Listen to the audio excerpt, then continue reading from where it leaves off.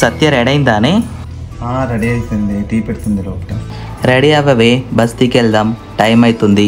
సత్య ఏమైంది, రావే. అక్క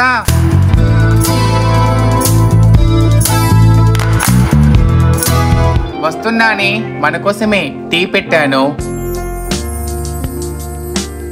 ఇదిగోండి అక్క, టీ తీసుకోండి. టీ పెట్టానే. ఎంత ముద్దుగున్నవే సత్య. థ్యాంక్ యూ అక్క. సరే పద, బస్తీకి వెళ్దాం. సరే అక్క. అక్క మన కోసం మధ్యాహ్నానికి వంట కూడా చేసేసాను, పదండి అక్క.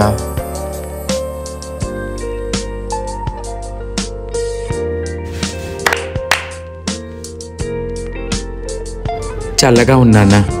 జీతేరో.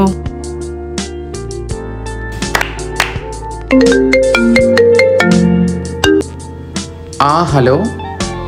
చిన్న చెప్పు నాన్న, డబ్బులు వచ్చాయా? ఏంటి ఇది, ఎవరితో ఫోన్ మాట్లాడుతుంది? ఏమోనే, నాకు తెలీదు. అమ్మా, మీరు పంపిన డబ్బులు వచ్చాయి, నెలకు సరిపడా సామాన్లు ఉన్నాయి, అందరి ఆరోగ్యం బాగుంది. సరే సరే అమ్మా. చల్లగా ఉండు తల్లి. చల్లగా ఉండమ్మా.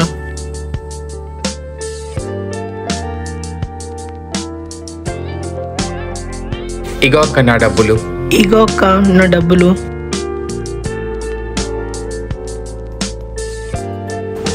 ఏంటి సత్య, రోజు ఎవరితో ఫోన్ మాట్లాడుతున్నావు, డబ్బులు పంపిస్తా అంటున్నావు, ఏంటి అసలు సంగతి ఏంటి? అది అక్క, మీకు విషయం చెప్పాలక్క. అదేం లేదులే అక్క, నేను ఒక ఆశ్రమం నడిపిస్తున్నాను అక్క. అవునా? ఇంత మంచి విషయం నాకెందుకు చెప్పలేదు నువ్వు ఇన్ని రోజులు? అక్క, అది అన్నీ సమకూర్చుకున్నాక నేనే చెప్దాం అనుకున్నాను అక్క. ఇప్పుడు అన్నీ సెట్ అయిపోయినాయి అక్క, కానీ కొన్ని డబ్బులు పంపిస్తే అంతా సెట్ అయిపోతుంది. అయినా మీకు చెప్పకుండా నేనేం చేస్తానక్క? అవునా?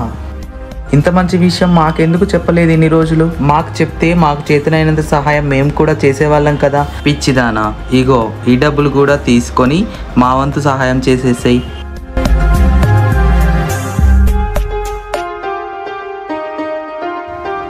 చాలా థ్యాంక్స్ అక్క, నన్ను అర్థం చేసుకున్నందుకు. అయినా ఇలాంటి పనుల్లో మనం అందరం కూడా ముందుంటామని నాకు మరోసారి నిరూపించారక్క. చాలా థ్యాంక్స్ అక్క.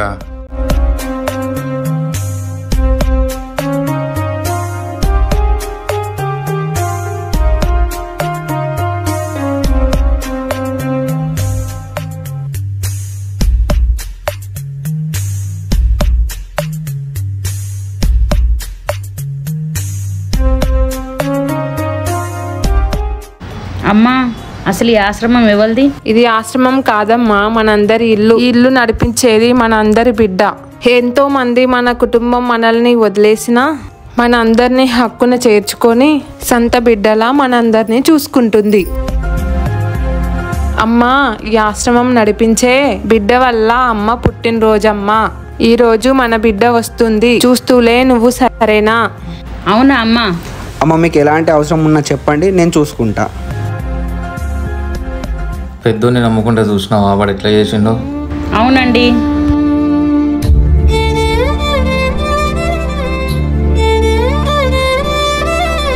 ఇదేంటి, మా అమ్మ నాన్న ఇక్కడున్నారు?